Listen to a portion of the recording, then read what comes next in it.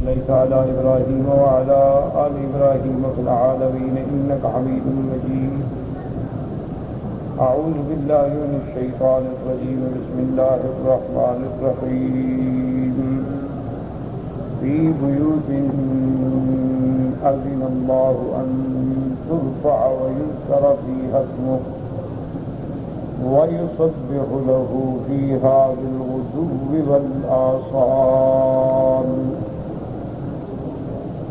رجال لا تلهيهم تجارة ولا بيع عن ذكر الله وإقام الصلاة وإيتاء الزكاة يخافون يوما تتقلب فيه القلوب والأبصار. ليجزيهم الله أحسن ما عملوا ويزيدهم من فضله والله يرزق من يشاء بغير حساب. قال المؤلف المفسر رحمه الله تعالى: عذاب النفع بعلومه وعلومكم في الدارين آمين. إذن قال: وعن أبي هريرة رضي الله تعالى عنه أن رسول الله صلى الله عليه وسلم قال: إذا رأيتم من يبيع أو يبتاع في المسجد فقولوا لا أربح الله تجارتك، وإذا رأيتم من ينشد ضالة في المسجد فقولوا لا ردها الله عليك. رواه الترمذي رحمه الله وقال حسن غریب. اب مفسر رحمۃ اللہ علیہ آیات کی تفسیر میں احادیث مبارک ذکر فرما رہے ہیں کہ مسجدوں کی شان، مسجدوں کی عظمت، مسجدوں کا فضل. حضرت ابی ہریرہ رضی اللہ تعالی عنہ سے روایت ہے کہ حضور پاک صلی اللہ علیہ وسلم نے ارشاد فرمایا: اذا رأیتم من یبیع، جب دیکھو کوئی شخص بیچ رہا ہے یا خرید رہا ہے یا بے شرا کر رہا ہے، مسجد میں کوئی سودا بازی کر رہا ہے، تو تم فوراً کہو کہ لا اربح اللہ تجارتک، اللہ تجھے اس کاروبار میں برکت نہ دے. کہ اللہ کے گھر اللہ کے ذکر کے لیے ہے یا کاروبار کے لیے ہے یا بے شرا کے لیے. وَإِذَا رَأَيْتُم مَّن يَنشُدُ ضَالَّةً فِي الْمَسْجِدِ، اور اسی طرح جب دیکھو کہ کوئی بندہ شور مچا کے اعلان کر رہا ہے کہ میری چیز گم ہو گئی اور میرا اونٹ گم ہو گیا اور میری بکری گم ہو گئی، فلاں گم ہو گیا، تو تم جب سنو تو کہو فقولوا لا ردها اللہ علیک، کہ خدا کرے تمہارا یہ گم شدہ چیز تمہیں کبھی نہ لوٹے، کبھی نہ ملے تمہیں. یہ اللہ کے گھر ہیں، اس لیے تھوڑے ہیں کہ یہاں اعلان کرتے رہیں اور چیزیں ڈھونڈتے رہیں یا بے شرا کرتے رہیں. اللہ کے گھر اللہ کے ذکر کے لیے ہوتے ہیں. اللہ کے گھروں کے اندر دنیاوی معاملات کو قطعاً دخل نہیں دینا چاہیے. حتیٰ کہ کلام مباح سے بھی علماء نے منع فرمایا ہے کہ بے وجہ بیٹھ کے قصے کہانیاں، اور آج کل تو اللہ معاف فرمائے جھوٹ، کذب، غیبت، خیانت، نمیمہ، ہر قسم کی بلائیں. وقال رواه ابن ماجه وغيره من حديث ابن عمر مرفوعا قال: خصال لا تبتغي في المسجد. حضرت ابن عمر رضی اللہ تعالی عنہما سے مرفوعا یعنی عن رسول اللہ صلی اللہ علیہ وسلم. جب روایت میں کہا جائے مرفوعا مانا رفع الى رسول اللہ، کہ یہ بات حضور پاک تک پہنچی. حضور پاک نے فرمایا کہ کچھ باتیں ایسی ہیں جن کو مسجدوں میں کبھی نہیں ہونا چاہیے. فرمایا کہ لا یتخذ طریقا، کہ مسجد کو راستہ نہ بنا دے کہ اچھا جی وہ باہر سے جاؤں گا لمبا پڑے گا مسجد سے نکل جاؤ. نہیں، بلا وجہ تمہارا راستہ نہیں ہے، یہ تو عبادت کی جگہ ہے. یعنی مجبوراً ایک الگ بات ہے، اضطرار ہے الگ بات ہے.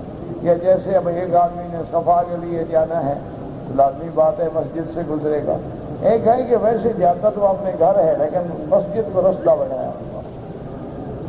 وَلَا يُشْعَرُ فِيهِ سِلَاحٌ، اور مسجدوں کے اندر جو ہے ہتھیار بھی نہ اٹھائے جائیں اور ہتھیاروں کی نمائش بھی نہ کی جائے.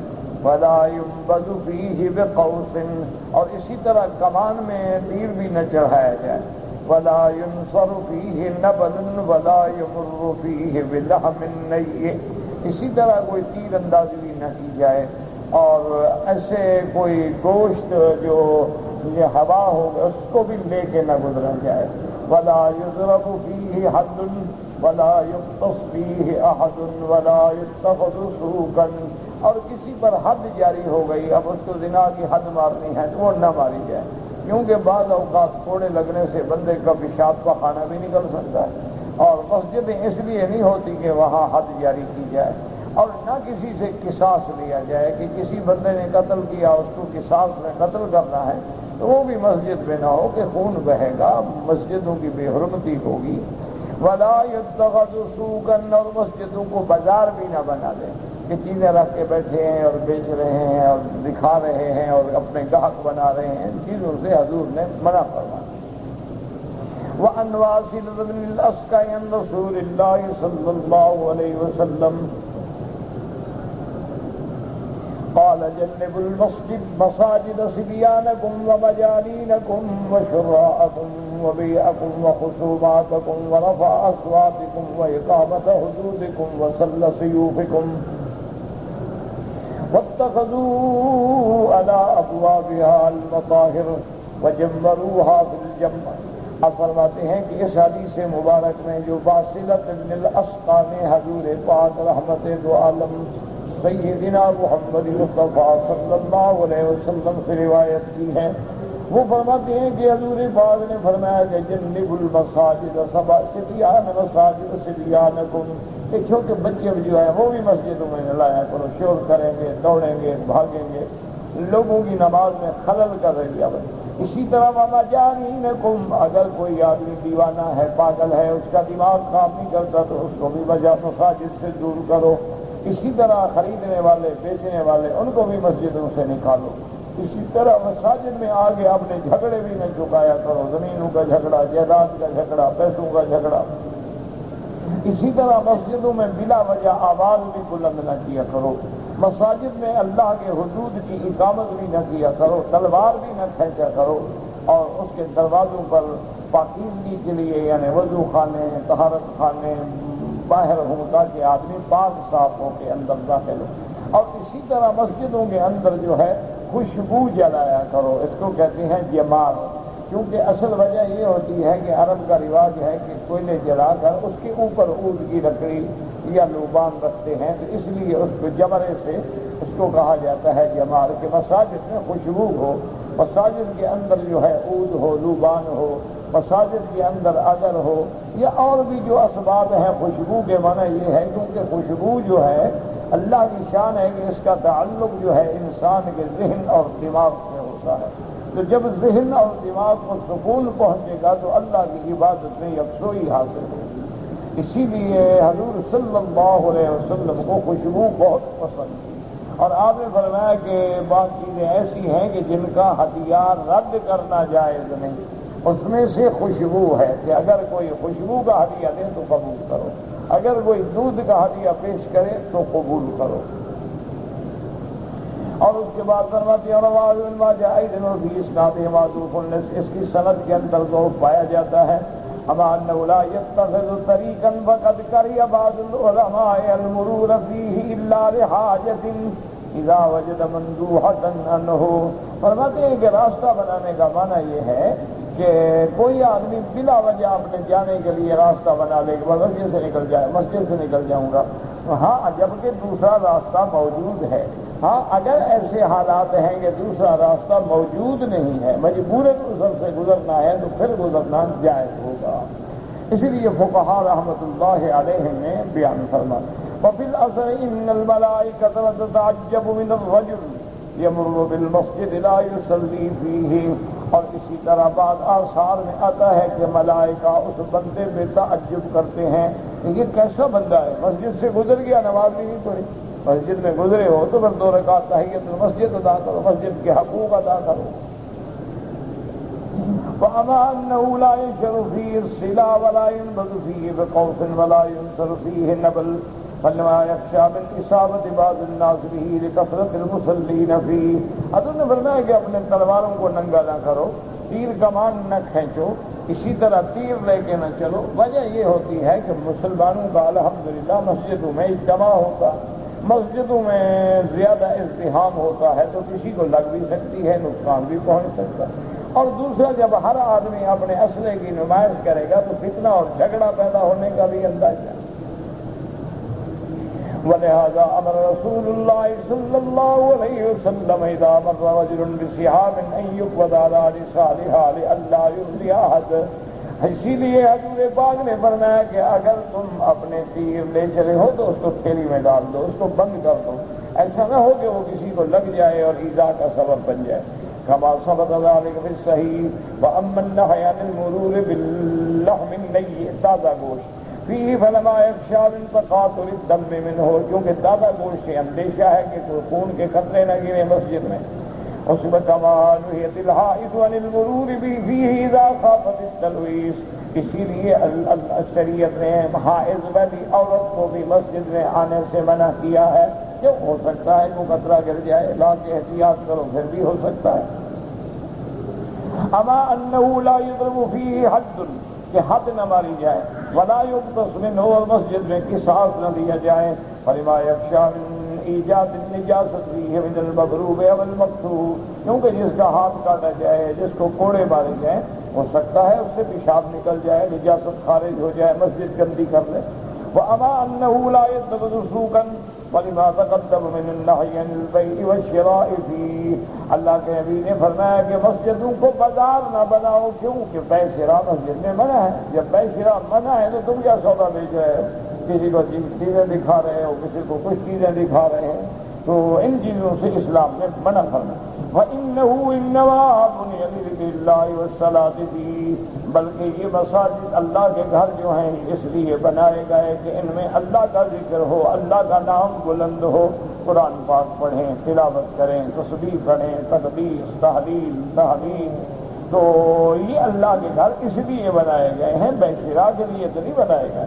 كما قال النبي صلى الله عليه وسلم لذلك الأعرابي الذي بال في طائفة المسجد، جیسے کہ ایک اعرابی بیچارہ دیہات کے رہنے والا، اس نے مسجد میں کھڑے ہو کے پیشاب کر دیا، اور حضور پاک نے اس کو بلا کے سمجھایا کہ اللہ کے بندے، مسجد اس لیے تو نہیں بنی ہے کہ جہاں مرضی آئے کھڑے ہو کے پیشاب کرتے رہو. مسجدیں تو پاک جگہ ہے، مسجدیں پاکیزہ مقام ہیں، مسجدیں جو ہیں اللہ تبارک و تعالیٰ کے ذکر کے مقامات ہیں. اور بعض روایات میں یہ بھی آتا ہے کہ جیسے ہم زمین پہ کھڑے ہو کر آسمان کے ستاروں کو چمکتا ہوا دیکھتے ہیں، ایسے آسمان کی مخلوق اللہ کے ملائکہ جو ہیں ان کو بھی زمین پہ مسجدیں تاروں کی طرح چمکتی ہوئی نظر آتی ہیں. تو اللہ تبارک و تعالیٰ کے گھروں کی شان ہے تو ان کو اسی شان کا حقدار سمجھو. فرمایا ان المساجد لم تبن لهذا انما بنيت لذكر الله والصلاة فيها. حضور نے فرمایا اس اعرابی سے، اس بدو سے کہ اللہ کے بندے، اللہ کے گھر اس لیے تو نہیں بنے کہ تم پیشاب کرو، اللہ کے گھر اس لیے بنے ہیں کہ اللہ کا ذکر کیا جائے. ثم امر بسجل من ماء فاهلك على بوله، اس کے بعد حضور نے فرمایا کہ ڈول پانی کا بھر کے لاؤ اور یہاں ڈالو اور اس کو دھو ڈالو. وفي الحديث الثاني جنبوا مساجدكم صبيانكم، اپنے بچوں کو منع کرو مساجد سے. وذلك لأنهم يلعبون فيه ولا يناسبهم، کیونکہ بچے آئیں گے، کھیلیں گے، بھاگیں گے، شور کریں گے، بچے ہیں، اب ان کو کون روک سکتا ہے. تو کئی لوگوں کی نماز میں خلل کا باعث بن جاتے ہیں، نماز میں خشوع اور خضوع قائم نہیں رہتا. اچھا اب بچہ ہے اس کو وہ چھوڑ بھی نہیں سکتا، اگر ساتھ کھڑا کرے تو سب کے اندر چھوٹے بچے آنے سے سب کٹ جائے گی. اگر آگے بٹھاتا ہے خود نماز پڑھتا ہے وہ بھاگ جاتا ہے، تو اس لیے اس کا دل بھی بچوں میں اٹکا رہے گا اور لوگوں کے خشوع اور خضوع جو ہے وہ بھی خراب ہو. اس لیے حکم دیا کہ اپنے مساجد سے بچوں کو دور رکھو. اور اس کے بعد فرماتے ہیں وقت قال عمر بن الخطاب رضی اللہ تعالی عنہ اذا رأى صبيانا يلعبون في المسجد ضربهم بالمخفقة وهي الدرة. حضرت عمر بن الخطاب تو دیکھتے ہیں کہ بچے اگر مسجد میں کھیل رہے ہیں تو بیت سے مارتے ہیں اور نکلو ان کو باہر، یہ کیا یہاں شور کر رہے ہیں. وقال يفتش المسجد بعد العشاء، فلا يترك فيه احدا۔ عشاء کی نماز کے بعد حضرت امیر المؤمنین سیدنا عمر بن الخطاب خود مسجد کا ایک دورہ فرماتے، دیکھتے کہ کوئی بچہ، کوئی پاگل، کوئی مجنون، کوئی غلط آدمی تو نہیں، اس کو نکال دیتے تھے۔ اور اس کے بعد جناب فرماتے ہیں وَمَجَانِينَكُمْ يَعْجِزُوا بِعُقُولِهِمْ، کہ پاگلوں کو، کمزور لوگ، ان کو مت آنے دو مسجد میں، کیونکہ جب اس کا دماغ کام نہیں کر رہا تو کبھی گالی بکنا شروع کر دے گا، کبھی اور کوئی ایسی بےہودہ حرکت کرے گا جو سب کے لیے پریشانی کا بات ہے۔ وَصَغَرَ النَّاسِ بِهِمْ فَيُؤَدَّىٰ إِلَى اللَّعْبِ فِيهَا، اسی طرح لوگوں کے ہنسی مذاق کا ذریعہ بن جائے گا۔ فَلِمَا يَخْشَىٰ مِن تَقْدِيرِهِمُ الْمَسْجِدَ وَنَحْوِ ذَٰلِكَ، اسی طرح تو مسجد کی اندر گندگی پھیلانے کا خوف بھی ہو سکتا ہے۔ وَبَيْعَكُمْ وَشِرَاءَكُمْ، بے شرا بھی منع ہے کما تقدم۔ وَخُصُومَاتُكُمْ، جھگڑے کہ یہاں بیٹھ کے فیصلے کرو اور لڑائیاں کرو، یہ بھی منع ہے۔ التَّحَاكُمُ وَالْحُكْمُ فِيهِ، وَلِهَٰذَا نَصَّ كَثِيرٌ مِّنَ الْعُلَمَاءِ أَنَّ الْحَاكِمَ لَا يَنتَسِبُ لِفَصْلِ الْأَقْضِيَّةِ فِي الْمَسْجِدِ، انہیں اسی لیے علماء نے اتفاق فرمایا کہ بھئی قاضی کو بھی مسجد میں عدالت نہ لگائے، مسجدوں سے ہٹ کے اپنی جگہ ہو، الگ کمرہ ہو، کیونکہ آپس میں خصما لڑتے ہیں، جھگڑتے ہیں، کبھی کبھی حد سے بھی بڑھ جاتے ہیں، ایک دوسرے کو گالیاں دیتے ہیں، جھوٹی گواہیاں دیتے ہیں، جھوٹی قسمیں کھاتے ہیں۔ بل يكون في موضع غيره لما فيه من كثرة العقوبات والتشادد والألفاظ التي لا تناسبه، کیونکہ مقدمہ بازی میں یقینی بات ہے کہ جھگڑے ہوتے ہیں، آوازیں بلند ہوتی ہیں، ایسی ایسی باتیں منہ سے نکالی جاتی ہیں جو مسجد کے شان کے مناسب نہیں ہوتی۔ وَلِهَٰذَا قَالَ بَعْضُ وَرَفَعَ أَصْوَاتَكُمْ، مسجد میں اپنی آوازیں بھی اونچی نہ کرو، جھگڑا بھی نہ کرو۔ وقال البخاری رحمہ اللہ حدثنا علی بن عبد اللہ قال حدثنا يحيى بن سعيد قال حدثنا الجعد بن عبد الرحمن قال حدثني يزيد بن خصيفة عن الصائب بن يزيد الكندي قال كنت قائما في المسجد فعصبني رجل فنظرت فإذا عمر بن الخطاب فقال اذهب فأتني بهذين، فجئته بهما فقال من أنتما أو من أين أنتما؟ قالا من أهل الطائف۔ قال لو كنتما من أهل البلد لوجأتكما ترفعان أصواتكما في مسجد رسول الله صلی اللہ علیہ وسلم۔ صائب بن یزید الکندی فرماتے ہیں کہ میں مسجد میں کھڑا تھا، فحسبنی، ایک انمی سے کنکری سے کسی نے کنکری پھینکی میری طرف، میں نے جب دیکھا تو حضرت عمر، میں فوراً حاضر ہوا، میں نے کہا حضرت، فرمایا جاؤ وہ دو آدمی جن کو پکڑ کے لے آؤ۔ کہتی ہیں میں ان کو جب لے آیا تو آپ نے پوچھا من انتما، کون ہو؟ من این انتما، اور کہاں کے رہنے والے ہو؟ انہوں نے کہا حضرت ہم طائف کے رہنے والے ہیں۔ فرمایا اچھا، اگر تم طائف کے رہنے والے نہ ہوتے، تم مدینے کے رہنے والے ہوتے تو میں تمہیں بیت مار مار کے زخمی کر دیتا کہ مسجد رسول اللہ میں اونچی آواز سے بات کر رہے، شور کر رہے اور آوازیں بلند کر رہے۔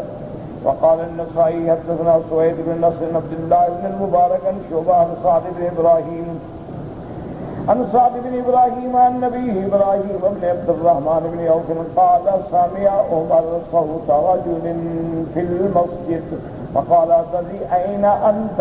وهذا أيضا صحیح۔ حضرت عمر رضی اللہ تعالیٰ عنہ نے ایک بندے کی مسجد میں آواز سنی، انہوں نے کہاں کھڑے ہو تم؟ یعنی مسجد میں کھڑے ہو کہ بلند آواز کرتے ہو، چیختے ہو اور باتیں کرتے ہو۔ وَإِقَامَةَ حُدُودِكُمْ وَصَلَّ سَيُّفِكُمْ تَقَدَّمَا وَقَوْلُوا وَاتَّخَذُوا عَلَىٰ أَبْوَابِهَا الْمَطَاهِرَ، مطاہر کا معنی وضو خانے، مطاہر کہتے ہیں وضو خانے، یعنی المراحیض التي يستعان بها على الوضوء وقضاء الحاجة، کہ مسجدوں کے باہر لیکن قریب میں حمامات بنائیں، وضو کی جگہ بھی ہوں، قضاء حاجت کی جگہ بھی ہوں۔ وقد كانت قريبا من مسجد رسول الله صلی اللہ علیہ وسلم آبار يستقون منها ويسعون يسحرون ويرزقون وغير ذلك، اسی لیے میرے محبوب رحمت دو عالم، محبوب دو عالم سیدنا محمد مصطفیٰ صلی اللہ علیہ وسلم کے زمانے میں حضور کی مسجد کے قریب جو ہے کنواں تھا، تو لوگ وہاں سے پانی بھرتے بھی تھے، پانی پیتے بھی تھے، وضو بھی کرتے، ہاتھ منہ دھوتے، صاف ہو کے اللہ کے گھروں میں آتے۔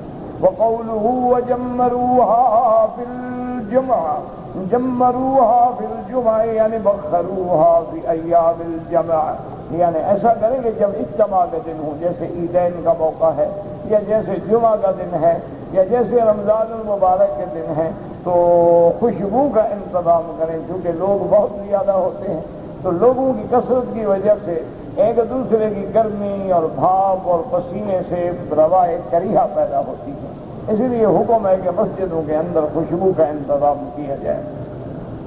وقد قال الحافظ ابو يعلى الموسري قال حدثنا عبيد الله قال حدثنا عبد الرحمن بن مهدي بن عبد الله بن عمر رضي الله عنهما عن نافع عن ابن عمر رضي الله تعالى عنهما أن عمر رضي الله تعالى عنه كان يجمر مسجد السنن كل جمعة۔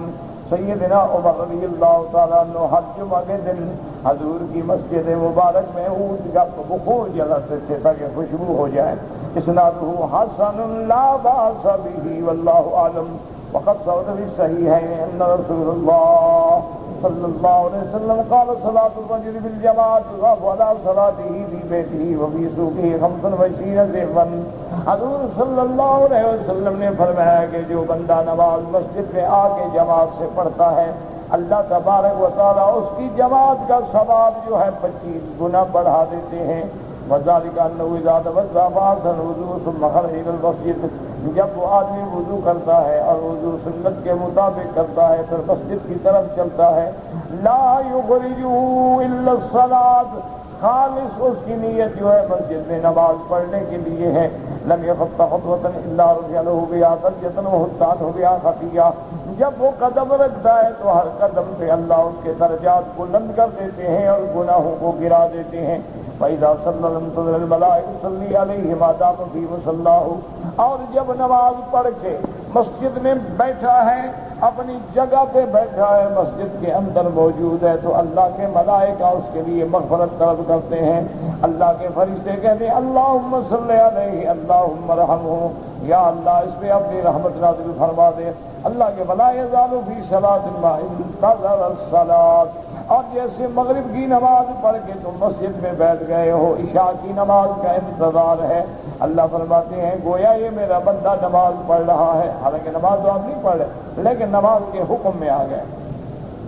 وَعِنْدَ الدَّارِقُطْنِي مَرْفُوعًا، دارقطنی میں حدیث مرفوع نقل ہوئی ہے کہ لا صلاۃ لجار المسجد الا فی المسجد، کہ جو بندہ مسجد کا ہمسایہ ہے اس کی نماز ادا ہی نہیں ہوگی مگر مسجد میں۔ بعض علماء فرماتے ہیں انہیں ثواب کامل نہیں ملے گا، بعض کہتے ہیں بالکل نماز ہوگی ہی نہیں، کیونکہ حضور پاک نے نابینا کو بھی اجازت دے دی۔ آپ سے جب انہوں نے عرض کیا فرمایا هل تسمع النداء، اذان آتی ہے؟ انہوں نے کہا ہاں، یا فرمایا عجیب، اگر اذان کی آواز آتی ہے تو پھر آؤ، کیا ہے تمہارا ہاتھ پکڑنے والا بھی کوئی نہ ہو، تم معذور بھی ہو، نابینا بھی ہو، پھر بھی نماز مسجد کے اندر ادا کرو۔ اور اس کے بعد فرماتے ہیں بالسنن بشر المشائین، بشر المشائین الى المساجد فی الظلم بالنور التام یوم القیامہ۔ اسی طرح سنن میں حدیث میں مبارک ہے کہ اللہ تبارک و تعالی نے فرمایا میرے محبوب حضور صلی اللہ علیہ وسلم نے بھی ایذن اللہ کے حکم کے مطابق فرمایا کہ بشر المشائین، جو لوگ اندھیریوں میں چل کے مسجد جاتے ہیں ان کو خوشخبری دے دو، مبارک دے دو، بشارت دے دو، اللہ ان کو اس تکلیف کے بدلے میں قیامت کے دن پورا نور عطا فرمائیں گے۔ وَيَسْتَحِبُّ لِمَنْ دَخَلَ الْمَسْجِدَ أَنْ يَبْدَأَ بِرِجْلِهِ الْيُمْنَىٰ، اور مستحب امر یہ ہے کہ جب تم مسجد میں داخل ہونا چاہو تو پہلے دائیں پاؤں رکھو۔ وَأَنْ يَقُولَ كَمَا ثَبَتَ فِي صَحِيحِ الْبُخَارِيِّ عَنْ عبد الله بن عمر رضی اللہ تعالیٰ عنہما عن رسول اللہ صلی اللہ علیہ وسلم انه كان اذا دخل المسجد، ہم صحیح بخاری شریف کے اندر یہ حدیث مبارک جس کو حضرت عبداللہ ابن عمر رضی اللہ تعالی عنہما نے روایت کیا ہے، حضور صلی اللہ علیہ وسلم سے انه كان اذا دخل المسجد، جب میرے محبوب دو عالم صلی اللہ علیہ وسلم مسجد میں داخل ہوتے تو آپ یہ پڑھتے اعوذ باللہ العظیم وبوجهه الكريم وبسلطانه القديم من الشيطان الرجيم قال فإذا قال ذلك قال الشيطان حظ مني سائر اليوم.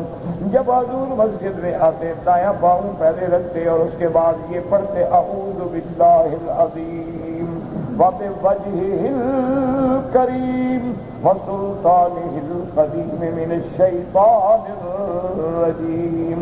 جب وہ یہ پڑھ لیتے اور جو بھی پڑھے گا تو شیطان کہتا ہے ابھی آج تو یہ میرے فتنے سے محفوظ ہو گیا، اس کی وجہ سے آج میرے فتنوں سے بچ گیا. وروى مسلم بسنده عن ابي حميد وابي اسيد قال قال رسول الله صلى الله عليه وسلم اذا دخل احدكم المسجد فليقل اللهم افتح ابواب رحمتك فاذا خرج فليقل اللهم اني اسالك من فضلك. رواه النسائي عنهما عن النبي صلى الله عليه وسلم.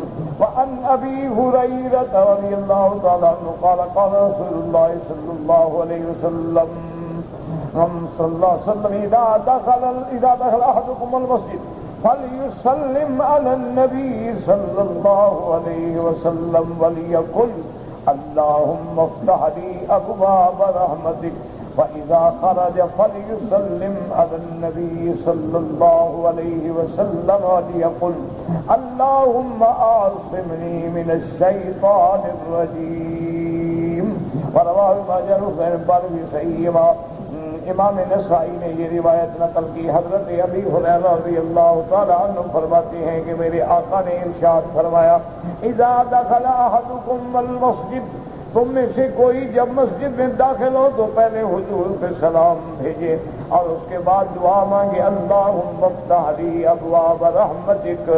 اور جب مسجد سے نکلے تب بھی حضور صلی اللہ علیہ وسلم پہ سلام بھیجی اور کہے اللہم اعصمنی من الشیطان الرجیم، اللہ مجھے شیطان رجیم مردود کے فتنوں سے محفوظ فرمانا. اسی لیے اچھا یاد رکھیں یہ اختلاف نہیں، یعنی حضور پاک نے کبھی یہ فرمایا کبھی یہ فرمایا کبھی یہ فرمایا. اسی طرح بعض روایات میں آتا ہے کہ جب مسجد میں قدم رکھے تو کہے بسم اللہ والصلاة والسلام علی رسول اللہ اللہم اغفر لی ذنوبی وافتح لی ابواب رحمتک. اور بعض روایات میں یہ بھی آیا کہ یہ کہے اللہم اغفر لی ذنوبی وافتح لی ابواب رحمتک ووسع لی فی رزقی. تو یہ مختلف ادعیات ہیں کہ آدمی جب اللہ کے گھر میں داخل ہو یا مسجد سے نکلے تو پھر بھی کہے بسم اللہ والصلاة والسلام علی رسول اللہ اللہم اغفر لی ذنوبی وافتح لی ابواب فضلک. تو یہ اختلاف نہیں ہوتا بلکہ مختلف اوقات میں میرے محبوب نے کبھی یہ پڑھا کبھی یہ پڑھا کبھی یہ پڑھا تاکہ امت کے لیے بھی آسانی پیدا ہو، جس کو جو لفظ یاد ہو جائے وہ اس کو ادا کرے. اسی لیے تاریخ میں لکھتے ہیں کہ ایک بندہ کسی بزرگ کا نام سن کے ان کی خدمت میں گیا کہ ایک بزرگ ہے میں جاؤں ان کی صحبت میں رہوں اور ان سے بیعت کروں. جب وہ چلا گیا ان کی خدمت میں 2 دن یا 3 دن رہا اور پھر جا کے عرض کیا کہ حضرت مجھے اجازت دیں اور میں جا رہا ہوں.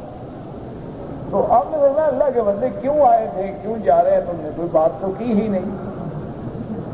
انہوں نے کہا حضرت میں نے آپ کا نام سنا تھا اور میرے دل میں خواہش پیدا ہوئی کہ میں آپ سے بیعت کر لوں.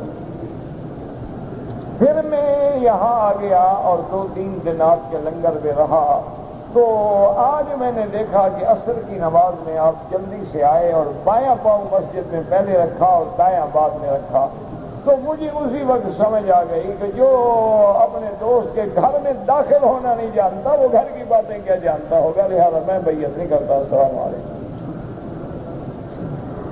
تو پہلے لوگ جو تھے نا وہ اس بات پہ نظر رکھتے تھے کہ میرا شیخ متبع سنت ہو، اس کا ہر قدم جو ہے وہ سنت رسول اللہ صلی اللہ علیہ وعلی آلہ واصحابہ وسلم تسلیما کثیرا.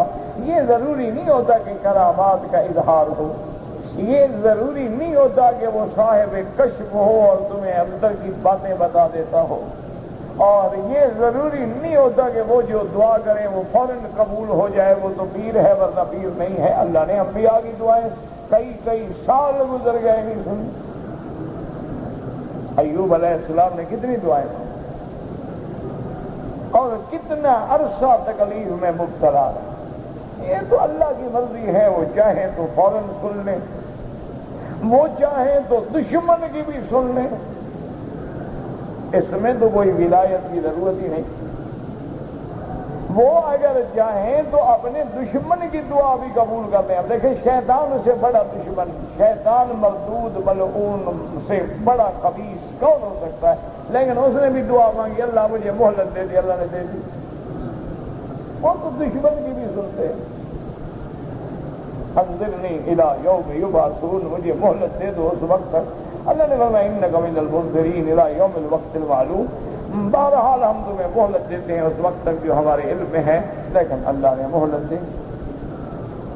اسی طرح قرآن میں ہے باقاعدہ فَإِذَا رَكِبُوا فِي الْفُلْكِ دَعَوُا اللَّهَ مُخْلِصِينَ، کہ جب کافر، جب مشرک کشتی میں سوار ہوتے ہیں اور کشتی طوفانوں میں گر جاتی ہے، ڈوبنے کا یقین ہو جاتا ہے، تو پھر خالص اللہ کو پکارتے ہیں، یا اللہ یا اللہ یا اللہ نجات عطا فرما۔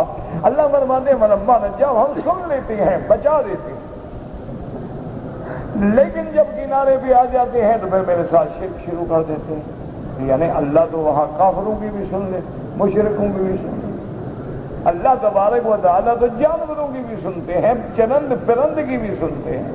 اللہ تبارک و تعالیٰ تو ہر مخلوق کی فریاد سنتے ہیں۔ روایات اسرائیلیہ میں آتا ہے کہ حضرت سلیمان علیہ السلام دعائے استسقاء کے لیے لوگوں کو جمع فرمایا، باہر نکلے کھلے میدان میں دعا کے لیے، راستے میں تھے اور آپ نے فرمایا کہ بھئی واپس جاؤ، بس اللہ کی رحمت سے بارش آ جائے گی۔ تو لوگوں نے عرض کیا کہ حضرت آپ نے دعا ہی نہیں مانگی، اتنی مخلوق کٹھی ہوئی ہے۔ انہوں نے فرمایا میں نے دیکھا ہے کہ چیونٹیاں جو ہیں اپنے اپنے بلوں میں پڑی ہیں، اوندھی پڑی ہیں اور پاؤں کھڑے کیے ہوئے ہیں اور چیخ رہی ہیں اللہ کے آگے کہ اللہم لا تہلکنا بذنوب عبادک، اللہ گناہ تیرے بندے کرتے ہیں، ہمیں تو برباد نہ کر، ہم نے تو کوئی گناہ نہیں کیا، گناہ تو تیرے بندے کرتے ہیں، زنا تیرے بندے کرتے ہیں، ڈاکے تیرے بندے مارتے ہیں، قتل تیرے بندے کرتے ہیں، فلمیں تیرے بندے دیکھتے ہیں، جھوٹ تیرے بندے بولتے ہیں، غیبت تیرے بندے کرتے ہیں، ہم نے کیا کیا ہے؟ تو اللہ نے فریاد سن لی ہے، بارش آ جائے۔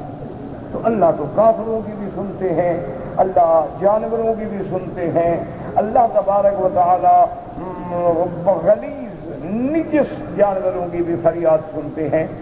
تو اس لیے یہ ضروری نہیں ہوتا ہے کہ پیر کا معنی یہ ہے جی کہ صاحب کشف و کرام، نہیں، پیر کا معنی یہ ہے متبع سنت محمد صلی اللہ علیہ وعلا آلہ واصحابہ وسلم تسلیما کثیرا کثیرا، کہ جس کے لباس میں، جس کی چال میں، جس کے ڈھال میں، جس کے اٹھنے میں، جس کے بیٹھنے میں، جس کے دعا مانگنے میں، جس کے اوقات عبادات میں، جس کے اوقات مخاطبات میں، ہر جگہ سنت محمد مصطفیٰ کی یاد نظر آئے، سمجھو یہ اللہ کا ولی ہے اور ان کے جوتے بھی ہمارے سروں کا تاج ہے۔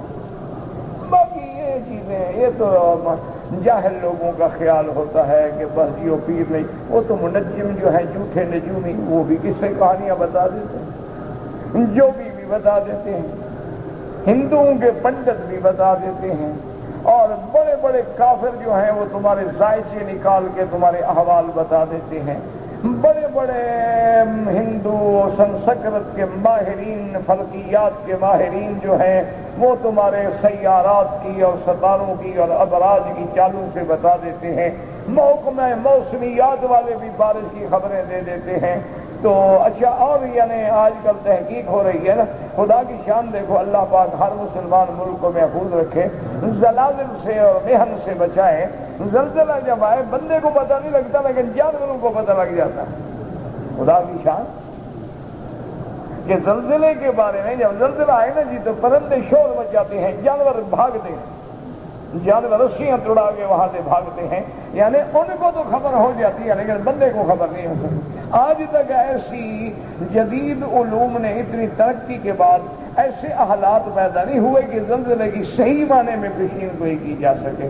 ہاں یہ ہو جاتا ہے کہ بھی یہ اس زون میں ہے جہاں نیچے زمین کی پلیٹیں جو ہیں وہ حرکت میں ہیں، یا زمین کا درجہ حرارت جو ہے وہ بڑھ رہا ہے، تو اس قسم کے اندازے کو ہو جاتے ہیں، لیکن صحیح علم جو ہے وہ اللہ کی ذات کے سوا کسی کو نہیں ہوتا ہے۔ اچھا اسی طرح آپ دیکھیں کہ انسان سے زیادہ جو ہے قوت شامہ جو ہے وہ کتے میں ہے، یعنی کتا جو ہے اس کی قوت سونگھنے کی جو قوت ہے نا وہ انسان سے کئی ہزار گنا زیادہ ہے۔ اسی لیے آپ نے نہیں دیکھا ہے کہ منشیات پکڑنے کے لیے اور اسلحہ پکڑنے کے لیے اور ان چیزوں کو پکڑنے کے لیے کتوں کو سدھایا جاتا ہے کہ ان کو پہلے وہ خوشبو سونگھا دیتے ہیں نا، ان کے دماغ میں کھڑی ہوتی ہے، جہاں سونگھے گا تو فوراً پہنچے گا، تو اس کی حس زیادہ قوی ہوتی ہے، بندے سے بھی زیادہ قوی ہوتی ہے، انسانوں سے بھی زیادہ قوی ہوتی ہے۔ اچھا اسی طرح آپ دیکھیں کہ اتنا تو اللہ نے شعور جو ہے وہ کتے اور بلیوں کو بھی دیا ہے کہ بعض لوگ تنگ آ جاتے ہیں نا بلیوں سے تو ان کو باقاعدہ ڈبے میں بند کر کے 3-4 محلے دور چھوڑ آتے ہیں، 4 دن کے بعد بلی گھر کھڑی ہوتی ہے، ان کو کون سا ٹیکسی ڈرائیور چھوڑ گیا ہے جی؟ یعنی آپ نے تو آخر اس کو کہیں دور چھوڑا ہے نا، اس نے کیسے تمہارا گھر ڈھونڈا؟ اسی لیے قرآن کہتا ہے نا کہ مشرک جو ہے یہ جانور کا کتے سے بھی بدتر ہے کہ کتا بھی مالک کا دروازہ نہیں چھوڑتا اور یہ غیروں کو سجدے کرتا ہے۔ اولئک کالانعام بل هم اضل واولئک هم الغافلون۔ اللہ نے فرمایا کیسا انسان کہ کتے کو روٹی کا ٹکڑا ڈالتے ہو وہ تیرا دروازہ نہیں چھوڑتا۔ اچھا کتا جو ہے پاگل ہو جائے نا اپنے مالک کو نہیں کاٹتا، یعنی آپ اندازہ کریں پاگل ہو گیا یعنی وہ جنون میں آ گیا ہے، اور پاگل کتے کا کاٹا ہوا نہ معاف کرے وہ بندہ پاگل ہو جاتا ہے۔ لیکن یہ ایسا اتنا ہے کہ جانور ہو کے پاگل ہو کے جو اس کا مالک ہے اس کو نہیں کاٹتا، اس کو پہچانتا۔ ہمارے اپنے بہاولپور کا پرانا واقعہ ہے، ہم تو پتہ نہیں پیدا ہوئے تھے یا چھوٹے ہوں گے کیا، ہم نے سنا ہے یعنی چڑیا گھر تھا، اس میں شیر تھے، وہ تو خیر میں نے بھی دیکھا ہے، چھوٹا سا ایک بہت بڑے عالم تھے، بزرگ تھے، مولانا عبید اللہ رحمۃ اللہ علیہ، بہاولپور میں بڑے بڑے علماء پیدا ہوئے، حضرت شیخ الجامعہ رحمۃ اللہ علیہ، اور اسی طرح مولانا محمد صادق رحمۃ اللہ علیہ، مولانا عبید اللہ رحمۃ اللہ علیہ، ہم شیخ حبیب اللہ گمانوی رحمۃ اللہ علیہ، حضرت وارث صاحب رحمۃ اللہ علیہ، حضرت درخواستی رحمۃ اللہ علیہ، حضرت غلام عیسیٰ رحمۃ اللہ علیہ، حضرت منظور نعمانی رحمۃ اللہ علیہ، حضرت مولانا احمد علی نائب شیخ الجامعہ رحمۃ اللہ، بڑے بڑے مشاہیر کواکب العلوم پیدا ہوئے بہاولپور کی زمین میں۔ یہ بڑی زرخیز زمین تھی بہاولپور، اللہ نے وہاں ایسے ایسے علماء پیدا کیے ہیں کہ آدمی دنگ رہ جاتا ہے کہ کتنا اللہ نے ان کو علم سے نوازا۔ مجھے یاد ہے چھوٹا تھا تو مولانا عبید اللہ صاحب انگلی پکڑ کے مجھے ساتھ لے گئے، مجھے وہ چڑیا گھر دکھایا، مجھے آج بھی یاد ہے، والد صاحب سے کہا کہ میں ان کو دکھا کے آتا ہوں، تو میں نے بھی دیکھا تھا دور دور سے۔ تو وہ کہتے ہیں کہ اتفاق ایسے ہوا کہ ایک دن وہ شیر کو گوشت ڈالنے کے لیے جو خادم تھے وہ گئے نا جی، تو انہوں نے جو دروازہ کھولا نا وہ دروازہ بند کرنا بھول گئے، شیر نکل گیا۔ اچھا شیر تو پھر شیر ہوتا ہے، شیر تو نہیں ہوتا نا، ویسے لکھنے میں ایک جیسی بات ہے، لیکن جناب شیر تو پھر شیر ہے، اور جب جنگلے سے نکل جائے تو بڑے بڑوں کے پتے گم ہو جاتے ہیں۔ اب جناب وہ آزاد ہوتا گیا تو اس کو یاد آ گیا کہ میں تو پنجرے کا شیر نہیں، میں تو جنگل کا شیر ہوں۔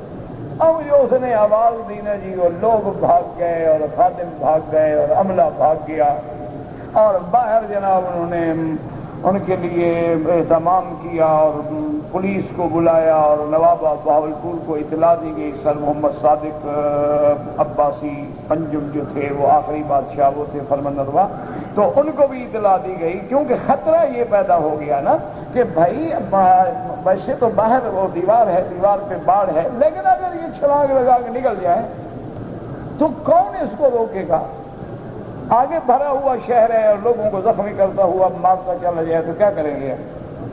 تو بہرحال بادشاہ کو، نواب صاحب کو جب اطلاع دی گئی، انہوں نے فوراً ان سے ہدایت کی کہ خبردار کوئی بندہ گولی شولی مت چلاؤ، ورنہ گولی سے مار دینا تو مشکل ہی نہیں ہے نا۔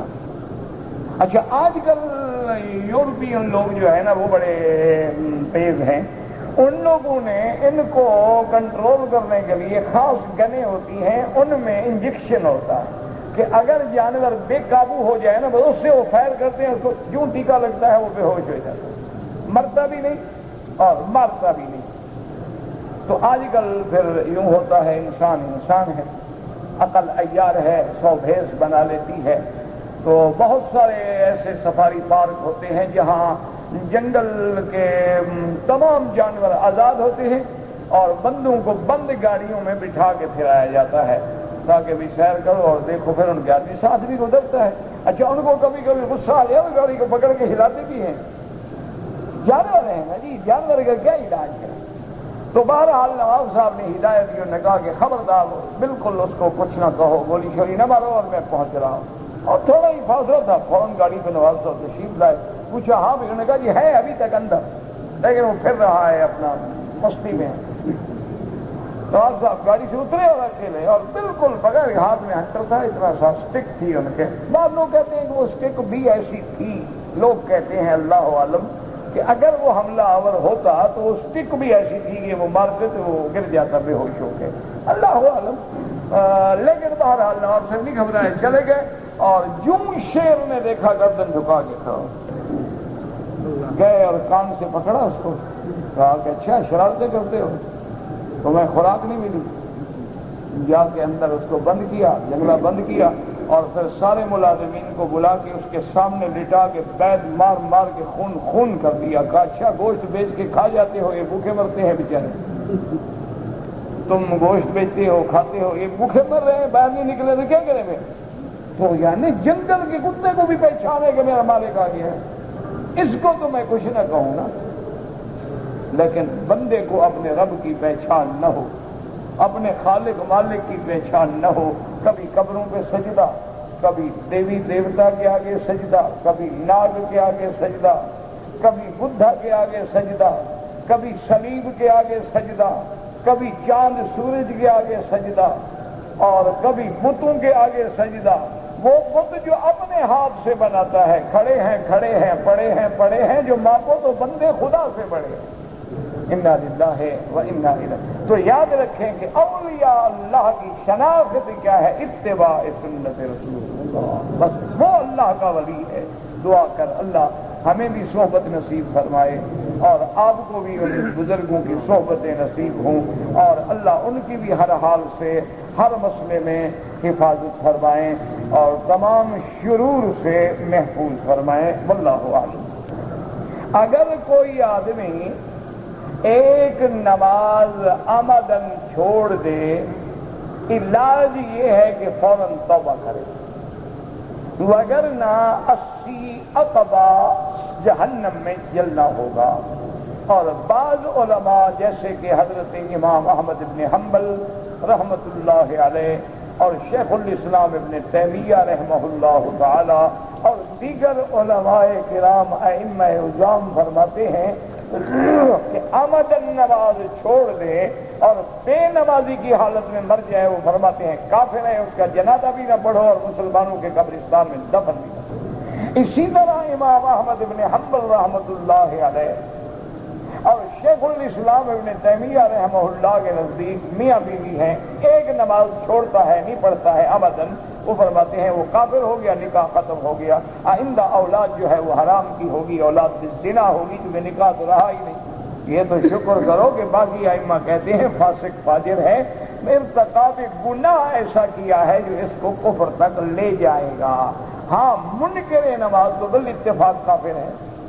خانہ کعبہ کے اندر کیا ہے؟ ایک پیر کی مزار ہے، اللہ کے بندے کیا ہے؟ کچھ بھی نہیں۔ عجیب بات، مسلمان اور شیعہ کی شادی ہو سکتی ہے، جب تیرے نزدیک مسلمان اور شیعہ میں فرق ہے تو شادی کیسے ہوگی؟ نہ کرو، بہتر ہے۔ اگر آدمی سارے ناخن تو نکال دے لیکن ایک چھوڑ دے سنت کے خلاف ہے. کیوں؟ وہ کسی کی آنکھ نکالنے کے لیے رکھا ہوا ہے.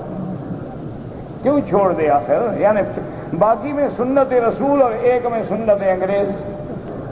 کہتے ہیں جی کہ ہم اپنے کتابیں اور قرآن شریف جو ہے جائے نماز میں لپیٹ کے آتے ہیں، ان کو رکھ دیتے ہیں. ہمارے استاد کی جو مصلی ہے اس پہ ہم نماز پڑھتے ہیں. بغیر اجازت کیوں پڑھتے ہو؟ استاد سے اجازت لے لو، ورنہ اس کی چیز کو لپیٹ کے رکھو، نماز پڑھو. تو کسی کی چیز کو بغیر اذن کے تصرف میں لانا جو ہے وہ ناجائز ہے. دوزخ کی آگ کے بارے میں بہت سارے لوگ جو ہیں وہ بڑی باتیں بتاتے ہیں. تم دعا کرو اللہ بچائے بس. باقی دوزخ کی آگ کے بارے میں قرآن پاک میں موجود ہے. کہتے جی کہ میں نے عمرہ کیا ہے رمضان شریف کے بعد، شوال میں بھی میں نے 2 عمرے کیے ہیں. یہ بھی لکھا کرو کہ مسجد عائشہ سے آپ نے عمرہ کیا ہے. تو بہرحال امام احمد بن حنبل رحمۃ اللہ علیہ اور امام شافعی رحمۃ اللہ علیہ کے نزدیک وہ فرماتے ہیں کہ اس نے چونکہ حج کے مہینوں میں عمرہ کر لیا ہے، اب حج بھی کرے گا تو حج تمتع ہے. لیکن امام ابو حنیفہ رحمۃ اللہ علیہ فرماتے ہیں کہ جب رمضان میں آ گیا تو مکی کے حکم میں ہو گیا، اس کو عمرہ نہیں کرنا چاہیے تھا. اس نے عمرہ کیا ہے لیکن دم دے گا، دم جبر ہوگی، تمتع اس کا نہیں ہوگا. تمتع تب ہوگا جب یہ میقات کے باہر سے آ. تو بہرحال تمہیں بکری تو دینی ہی دینی ہے. باقی تم والد کا حج بدل کر رہے ہو، بالکل کرو، کوئی منع نہیں. اور حج 8 تاریخ کو حج کا احرام باندھو. جب رکن یمانی پہ پہنچو اگر موقع ملے تو دایاں ہاتھ بسم اللہ اللہ اکبر وللہ الحمد اللہم انی اسألک العفو والعافیہ ربنا آتنا فی الدنیا حسنۃ وفی الآخرۃ حسنۃ وقنا عذاب النار. نہ ملے موقع تو اشارے کی ضرورت نہیں. صفا مروہ دوڑتے ہوئے کعبہ شریف کی طرف جو لوگ اشارے کرتے ہیں اللہ اکبر اللہ اکبر، منع ہے، کوئی ضرورت نہیں. ہاں صفا پہ اگر کھڑے ہو کے دعا کرو تو قبول ہوتی ہے. ویسے صفا پہ کیا پڑھیں جو حضور نے پڑھا ابدأ کما بدأ بہ اللہ ان الصفا والمروة من شعائر اللہ، یہ آیت پڑھیں اور اس کے بعد لا الہ الا اللہ وحدہ صدق وعدہ نصر عبدہ حزم الاحزاب وحدہ لا شیء قبلہ ولا شیء بعدہ لا الہ الا اللہ وحدہ لا شریک لہ لہ الملک ولہ الحمد یحیی ویمیت وہو علی کل شیء قدیر. لیکن تمہیں نہ آئے نہ پڑھنا تو صفا مروہ دوڑنے کا نام ہے، پڑھنے کا نام ہی نہیں. تم صرف 7 چکر لگا لو، بس ہو گئی. جب عبادت کے لیے حج کرو تو ہمیت احرام کے وقت ہر حال میں دل میں نیت ہوگی یہ میرے والد کو ثواب پہنچے. کہتے جی کہ اگر حج کے دوران میں گرمی زیادہ ہو جائے تو چھتری پکڑ لیں، کوئی منع نہیں. کپڑا اوپر لٹکا لیں، کوئی منع نہیں. کہتے جی کہ مؤذن حضرات جو اذان دیتے ہیں اس میں طول کرتے ہیں مد لازم کو بھی چھوڑ کے، تو یہ آپ ان کو جا کے سکھائیں. میں تو اذان دیتا نہیں، مجھے سکھاؤ گے کیا فائدہ ہوگا؟ مؤذن کے پاس جائیں، اس کو کہیں تم یہ غلطی کرتے ہو، اس کو سکھاؤ سمجھاؤ، مانیں گے وہ. کہتے جی کہ ہمارے ہاں ایک مولوی ہے وہ ترجمہ کرتا ہے کہ والعصر شاہد ہے عصر کے وقت. یہ بھی علماء نے لکھا ہے کتابوں میں، لیکن والعصر سے مراد جو ہے زمانہ ہے. تو بات قسمیہ ہے نا، ٹھیک ہے، وہی سی بات ہے. ہم صدقہ کرنا چاہتے ہیں، اگر صدقہ نہ کریں اور پیسے کسی غریبوں کو دے دیں وہ بھی تو صدقہ ہے نا. پیسے دے دو، جانور ذبح کرو، خیرات کرو، پکا کے کھلاؤ، جو کسی حال میں کھلا دو. ایک آدمی نے ایسے کپڑوں میں نماز پڑھی کہ کپڑے پلید تھے اور اسی پلید کپڑوں میں بھول کے نماز پڑھ لی. بعد میں پتہ لگا کہ کپڑے پلید ہیں، وہ نماز کو لوٹائے. کہتے جی آپ نے کہا تھا کہ جو کچھ بھی ہوتا ہے اللہ کی مرضی سے ہوتا ہے. بالکل ٹھیک ہے. جو جنتی ہے وہ بھی اللہ کے حکم سے، جو دوزخی ہے وہ بھی اللہ کے حکم. بالکل. لیکن اللہ جانتا ہے نا کہ جنت کے لائق کون ہے اور دوزخ کے لائق کون ہے. ایسے تو نہیں سب کو دوزخی بنا دیں. کسی نے قرآن پاک نہیں پڑھا تو کوئی دوسرا قرآن پڑھ کر اس کو دے سکتا ہے. کیا دے سکتا ہے؟ ثواب کی نیت کرے تو اللہ ثواب دیں گے انشاءاللہ. کہتے ہیں جی کہ میں نے اپنے بھائی کو کسی بندے سے قرضہ لے کر دیا تھا، میرا بھائی قرضہ واپس نہیں کرتا، لینے والا مجھے تنگ کرتا ہے، تو کیا میں اپنی زکوٰۃ سے بھائی کا قرضہ ادا کر سکتا ہوں؟ ہاں، زکوٰۃ کی نیت سے اس کا قرضہ ادا کر دیں۔ حضرت ابو بکر صدیق رضی اللہ تعالی عنہ کے والد کا نام ابی قحافہ کنیت ہے، باقی نام کی تفصیل دیکھ لیں صفت صدیق میں۔ حل یجوز اخذ الفحل والاصل نحل والاصل الموجود في حدود الحرم بأن هذا المكان بجوار مستشفى الظاهر في أحد البيوت الأفضل لا تأخذ، فإذا فيها ضرر كأنها تضيع فلتأخذها فلتصدق على الفقراء۔ میں نے اپنے بیٹے کا نام سعد رکھا ہے، بالکل ٹھیک ہے، حضور کے صحابہ کے نام سعد ہیں، سعد ابن عبادہ، سعد ابن ابی وقاص، سعد ابن معاذ، بڑی شان والا، جل شانہ جل جلالہ وعظمتہ۔ میرے بھائی نے حج کیا تھا، اس نے بکری نہیں دی، اس کا خیال تھا میں روزے رکھوں گا لیکن روزے بھی نہیں رکھ سکا۔ تو پہلے یہ دیکھیں نا، اگر اس کا حج مفرد تھا، یعنی رمضان کے بعد اس نے کوئی عمرہ نہیں کیا تھا، تو اس پہ بکری تھی ہی نہیں، کیوں روزے رکھے؟ اگر اس کا حج تمتع تھا اور اس نے روزے بھی نہیں رکھے، بکری بھی نہیں دی، اب دو ہو گئی، ایک قربانی والی ایک جرمانے والی، تو جب اللہ توفیق دے 2 بکریاں حرم میں ذبح کرائیں۔ کہتے ہیں جی کہ میں 4 مہینے کے لیے آیا ہوں خادم کی ڈیوٹی پر، میری بیوی کینسر کی مریض ہے، بیمار ہے، ہمارے حالات بھی خراب ہیں، آپ حج افراد کریں، حج افراد پہ کوئی بکری نہیں ہوتی۔ کہتے جی کہ اگر ہم نے گھر میں ایک کمرہ مخصوص کر لیا کہ یہاں نماز پڑھا کریں گے، بعد میں ہم نے گھر بدل دیا یا جگہ بدل دی، کوئی حرج نہیں، وہ مسجد نہیں ہوتی، وہ گویا مصلی ہے، یعنی وقتی طور پر ہم نے وہاں نماز پڑھنے کے لیے جگہ مخصوص کیا، وہ مسجد کے حکم میں نہیں آتی لیکن ثواب ہمیں مل جاتا ہے۔ کہتے جی کہ اگر حمام میں آدمی غسل کرے اور کپڑے اتار کے کرے تو حمام کا دروازہ بند ہے، تو بات ختم، کوئی حرج نہیں۔ اگر آدمی حج افراد کرے گا تو احرام کہاں سے باندھے گا؟ مکے میں جہاں گھر ہے اس کا، وہاں سے احرام باندھے گا۔ نسوار وغیرہ استعمال نہ کیا کریں، نہ حرم میں نہ حرم کے باہر، 3 مہینے ہو جائیں یا 4 مہینے ہو جائیں، بہرحال آپ جو مکے میں رمضان میں آ گئے ان کا حج افراد ہے۔ اگر کوئی علماء دیوبند امام کے پیچھے نماز پڑھتا ہے، ٹھیک ہے، سب علماء کے پیچھے نماز ہوتی ہے، یہ تم کوئی ایکس رے مشین لے کے پھرتے ہو، تمہیں پتا ہوگا کہ اس کی ایکس رے کے بعد اس کے پیچھے ہوتی ہے یا نہیں ہوتی۔ ہم تو الحمدللہ ہر کلمے پڑھنے والے کے پیچھے پڑھتے ہیں۔ بہرحال جنہوں نے شوال میں عمرہ کیا وہ 1 بکری رکھیں گے۔ کہتے ہیں کہ ہمارے ملک میں جو رواج ہے کہ آدمی ادلے بدلے میں شادی کرتے ہیں وہ جائز نہیں ہے، لیکن اگر دونوں کی حق المہر الگ ہے تو پھر کوئی، اس کی حق المہر اپنی ہے، اس کی حق المہر اپنی ہے۔ ایک ہوتا ہے تو میری بیٹی دے تو میں تیری بیٹی دوں، بیٹی بیٹی کے بدلے میں آئے حق المہر نہیں نہ ہو تو بیٹی بیٹی کا عوض بن جائے، تو علماء نے منع فرمایا ہے کہ ایسا نہیں کرنا چاہیے۔ ہم کام کرتے ہیں گاڑی کا، ایک مقابل کے ساتھ وہ ہم سے پہلے قرضہ لیتا ہے، بعد میں جب اس کو دفعہ ملتا ہے تو پہلے ہمارا قرضہ ادا کرتا ہے، بعد میں ہماری گاڑی کا پیسہ ادا کرتا ہے۔ مجھے نہیں سمجھ آئی یہ بات، کیا مقصد ہے آپ کا؟ آپ مجھے مل کے سمجھائیں۔ صفا سے صفا تک 7 چکر لگائے تو یہ 14 ہو گئے نا، 7 تو نہ ہوئے نا۔ صفا سے مروہ تک 1 چکر ہوتا ہے، مروہ سے صفا تک 2 چکر ہوتے ہیں۔ شروع صفا سے کریں گے، ختم مروہ پہ کریں گے۔ آپ نے تو ختم بھی صفا پہ کیا۔ بہرحال دعا کرو اللہ وہ 7 قبول فرما لے، باقی ظاہر جو ہے بے فائدہ ہے۔ یا اللہ کہنا چاہیے، ہاں جی کیوں نہیں کہا، اور کیا کہنا چاہیے؟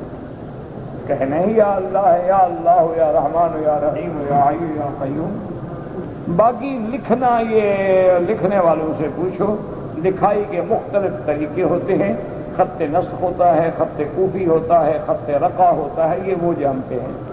اگر کوئی مرد سے برائی کرتا ہے تو اس کا گناہ زنا سے بھی زیادہ ہے، اس کی سزا یہ ہے کہ اس کو اونچے مقام سے گرا کے دونوں کو مار ڈالو اور پتھر مار مار کے ختم کر دو۔ ہم اہل مکہ ہیں، ہم نے اپنے کمرے سے 8 دن حجہ کو احرام باندھا، احرام کی 2 رکعت حرم میں پڑھی، طواف کیے، مینا چلے گیا، بالکل ٹھیک ہے۔ ہمارے ہاں جو میلاد کا رواج ہے وہ بدعت ہے۔ کہتے جی کہ محرم کے چاند میں اگر حمل پھیل جائے بیوی کو تو کوئی حرج تو نہیں، کیوں، کیا حرج ہے؟ یعنی محرم میں آدمی بیوی چھوڑ دیا کرے، یہ کیا مسئلہ ہے؟ ایسے لوگوں نے کھڑے ہوئے ہیں مسئلے۔ چاند رات یا عید کی رات کو میاں بیوی مل سکتے ہیں، کیوں؟ یعنی وہ دن خوشی کا دن ہے، ملنے کا دن ہے یا لڑنے کا دن ہے؟ عجیب مسئلے ہیں، پتہ نہیں ان کو کسی نے کیا سمجھایا ہوا۔ کہتے جی کہ ہمارے ہاں انڈیا میں ایک جگہ ہے کچھوچا، تو وہاں کہتے ہیں بزرگ کا مزار ہے، اور جن لوگوں کو جن ہوتا ہے یا عورتوں کو جن ہوتا ہے وہ آتی ہیں وہاں، 2 میل ابھی دور ہوتی ہیں کہ جھومنے لگ جاتی ہیں۔ اللہ عالم، تم جانو، مزار جانے، وہ جھومنا جانے اور گھومنا جانے، ہم تو نہیں جانتے بھائی، سیدھی سی بات ہے۔ تو یہ سارے وہم ہیں، یہ عورتوں نے خود بنایا ہوا ہوتا ہے۔ جانا ہو نا باہر، تم تو چھوڑتے نہیں، کیسے جائے؟ جن آ گیا چلو، نہیں لے جاؤ گے جن رات تیری گردن توڑ دے گا۔ کافروں کو نہیں مارتے، مسلمانوں کی گردن توڑنے کے لیے کھڑے ہیں، سب چکر ہوتا ہے۔ فوت ہو چکے، میں کیسے معلوم کروں کہ ان پہ حج فرض تھا کہ نہیں؟ دیکھ لو، پیسے والے تھے کہ غریب تھے؟ غریب تھے، حج فرض نہیں تھا، دولت مند تھے تو فرض تھا۔ یہ کون سا مشکل کام ہے بھائی؟ ہر آدمی کو پتا ہے کہ میرے والدین امیر تھے یا غریب تھے۔ نے ایک عورت سے نکاح کیا، مثلا میں مر گیا، میرے بعد میری بیوی نے دوسرا نکاح کیا، اب قیامت کو کس میں ملے گا؟ جس کے نکاح میں مرے گا اسی کو ملے گا، تمہیں نہیں ملے گا۔ اگر ایک آدمی نے اپنی عورت کو طلاق دے دیا، طلاق کے بعد اس نے دوسرا نکاح نہیں کیا، تمہیں نہیں ملے گا، تم نے طلاق دے دیا، تمہاری بیوی تو رہا نہیں۔